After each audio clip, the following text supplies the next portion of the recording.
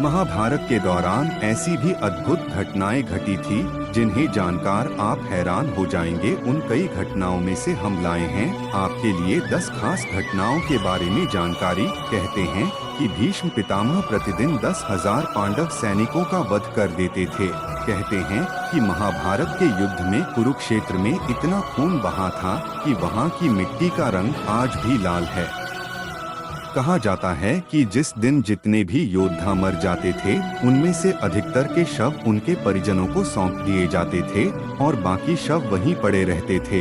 युद्ध के अंत के बाद कहते हैं कि युधिष्ठिर की आज्ञा से कुरुक्षेत्र की भूमि को जला दिया गया था ताकि किसी भी योद्धा का शव न बचे।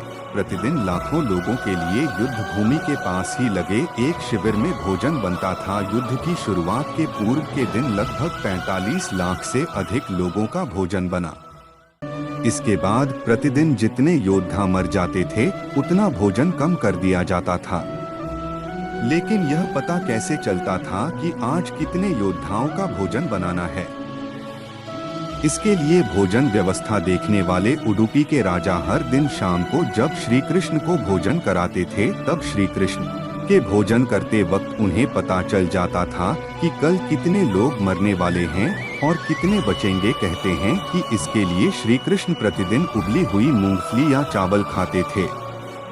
उसी से राजा को पता चलता था कि कल कितने लोग मरेंगे तो मुझे शाम को कितने लोगों का भोजन बनाना है।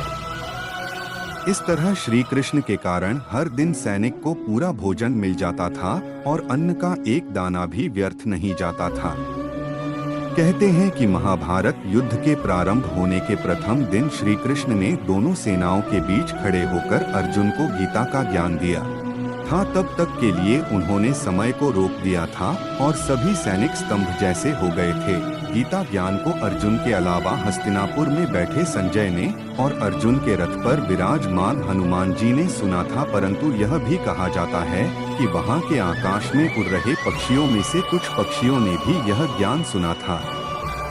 दुर्वासा मुनि के श्राप के प्रभाव से वपु ने गरुड़वंशीय कंधर नामक पक्षी की पत्नी मदनिका के गर्भ से केक पक्षिणी के रूप में जन्म लिया। उसका नाम तार्क्षी था। बाद में उसका विवाह मंदपाल के पुत्र द्रोण से विवाह किया। 16 वर्ष की आयु में उसने गर्भ धारण किया। इसी अवस्था में उसके मन में महाभारत का युद्ध देखने की इच्छा जागृत हुई। वह आकाश में उड़ रही थी। उसी समय अर्जुन ने अपनी किसी शत्रु के ऊपर बाण का संधान किया था। दुर्भाग्यवश यह बाण तार्क्षी के पंछेदता हुआ निकल गया और वह अपने गर्भस्त्र अंडों को गिराकर स्वयं ही मृत्यु को प्राप्त होकर अप्सरा स्वरूप में आकर देवलोक चली गई। लेकिन उसके अंडे गर्भविच्छेद के कारण पृथ्वी पर गिर पड़े। संयोगवश उसी समय युद्ध लड़ रहे भगदत्त के सुप्रवीक नामक गजराज का विशालकाय गलघंट भी बाण लगने से टूटकर गिरा और उसने अंडों को आच्छादित ढक लिया। कुछ समय बाद उन अंडों से बच्चे निकले। ही उस समय मार्ग से विचरण करते हुए मुनि शमीक आ निकले। मुनि उन पक्षी शावकों पर अनुकंपा करके अपने आश्रम में ले जाकर पालने लगे।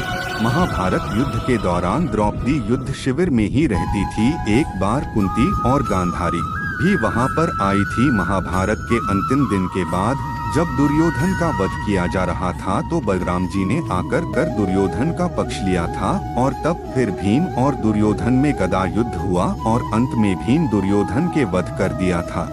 उम्मीद करते हैं कि वीडियो आप सबको पसंद आया होगा। अगर चैनल पर नए हैं तो चैनल को सब्सक्राइब करें, लाइक करें, शेयर करें। आज के दिन अगर आपका बर्थडे है तो आपको हमारी तरफ से हैप्पी बर्थडे। जय हिंद, जय भारत।